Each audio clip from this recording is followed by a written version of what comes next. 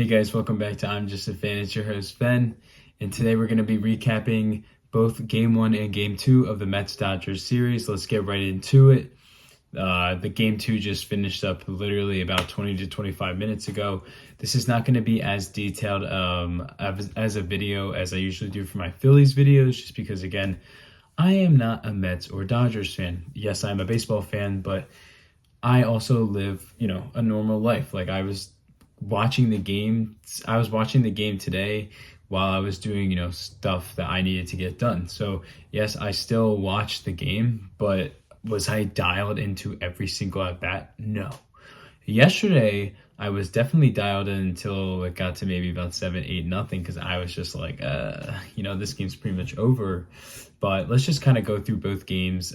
Excited to see how the series goes. So first game was 9-0 LA. Huge response by LA. I personally actually put a little bit of money on the Mets, both total team over and the Mets money line, because I thought, Mets, it's game one. It's, they're going to get the Flaherty. This guy hasn't looked, he hasn't looked phenomenal, but he's been getting, rocked up a little bit. Nope, complete opposite.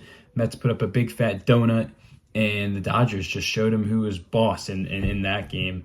Obviously the Mets did not do very good hitting. Literally only had two. This is insane. Three hits. Dodgers went off. Shohei had 2 hits. Mookie had a hit. Freddie had 2. Hernandez had 2. It was a good day for them. Mets pitching, not so much. Senga only went 1 in 1 inning. He allowed 2 hits, 3 earned runs, 0 strikeouts, and the rest of their bullpen pretty much was really only going about an inning or 2 max.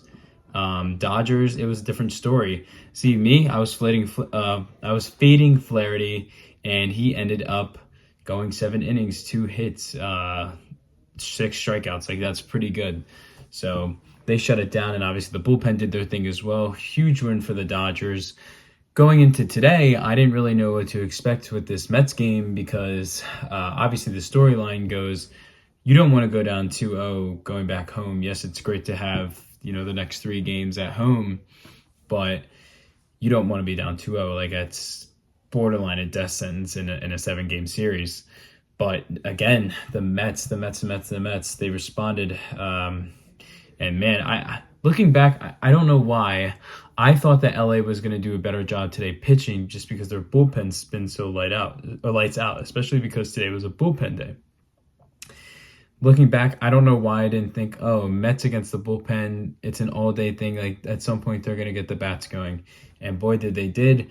Leadoff home run from Lindor to start the game. That was huge, just to set the tone. Hey, we're not going back 2-0 to New York. And then I don't remember exactly what happened. I know there was another run scored. I forget who scored it. And then all of a sudden, in the bottom of that second inning, top of that second inning, what's the kid's name? Brazier? No. Knack. Here we go. Knack loads up the bases. I feel like he couldn't locate a damn strike to save his life. He can locate shit. All of a sudden, bases are loaded. Well, they had 2 guys on, but they walk Lindor. Now bases are loaded. All of a sudden, you put Vientos up there, who's performed all year. Bam! He cranks it right to center, and that was out. Big inning for the Mets. It was 6-0. At that point, you're already thinking, wow, we're going to New York 1-1 if you're a Dodgers fan. The Dodgers did end up battling back a little bit. They did, try to battle back a little bit here and there. At one point, it was 6-3. It was a huge spot for the Dodgers. They had guys bases loaded. I think it was 1 out, if I remember correctly. But the Dodgers again, I think it was Hernandez. He got jammed up and hit a double play. And it was a tight double play, but a huge double play for the Mets to get out of that one, because it would have been even more runs for LA, and that would have made it a little bit more of a game. It was leaning 6-3 pretty much till the end, but then the Mets did get one more run in the 9th. I think it was Marte.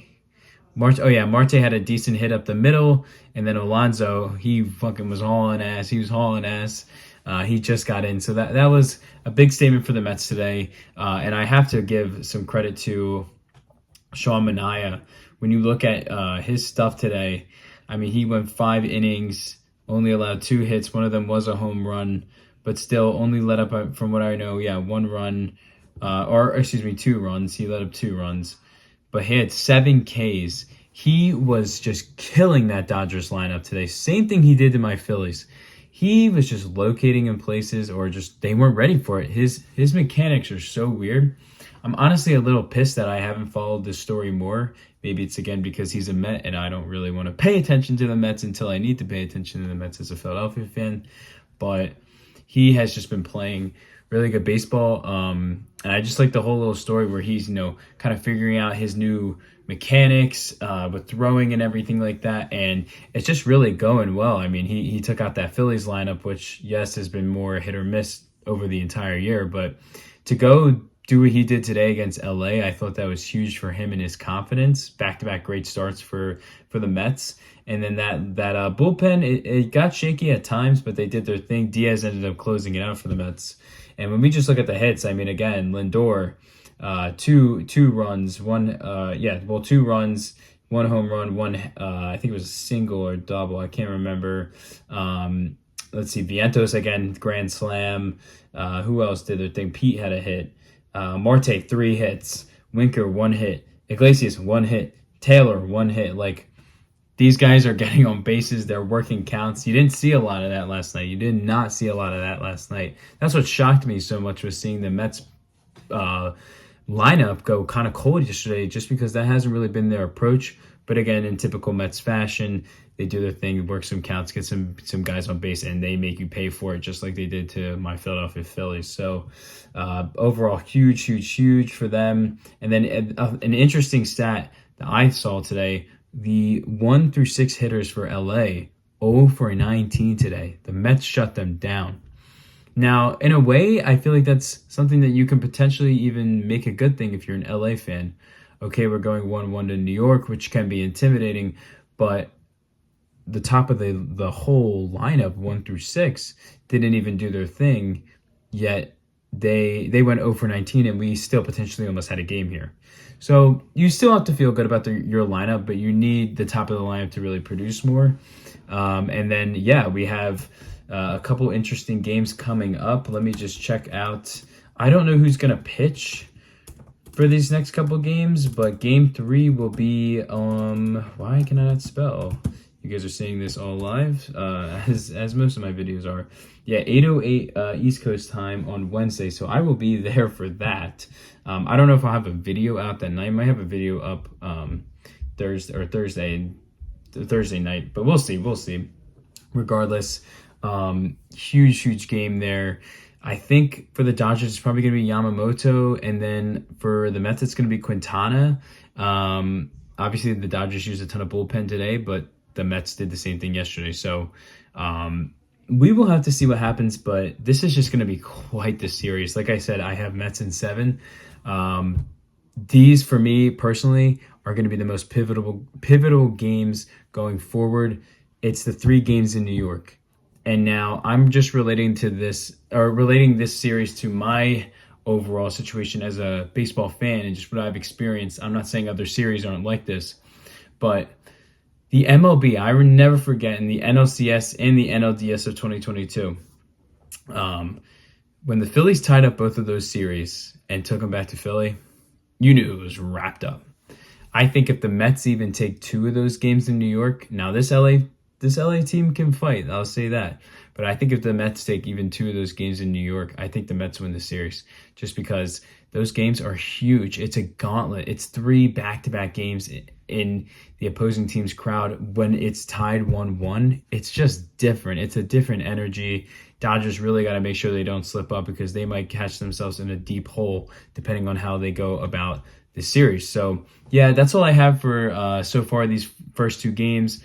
We have the Yanks on right now. They're playing the Guardians. I will not have a video out for game 1 unless there's something I really need to talk about. But I do plan on obviously watching tomorrow's game, and then I think I'll make a video for that. So keep an eye out for that either tomorrow night or Wednesday. Also, we're going to have a little NFL recap going as well in the next couple of days, just because I am waiting on Jets Bills to finish up that's all I got for you guys today. Thank you again for so much support the last couple of days. It's meant so much. I really want to keep growing, and I appreciate you guys sticking it out and watching my videos, so I really appreciate that. And yeah, if you enjoyed this video, feel free to give it a like. If you have any thoughts on the series tonight, or the Mets and Dodgers, or even some thoughts on the Yankees series with the Guardians, drop them down below. And if you like my content or sports content in general, feel free to subscribe. I will be here continuing to make videos as you guys have seen. So thank you guys so much. I greatly, greatly appreciate the support, and I can't wait to keep grinding for y'all. And you guys have just, again, you've shown me so much support, so I really appreciate it, and I will see you guys on the next one. Peace, guys.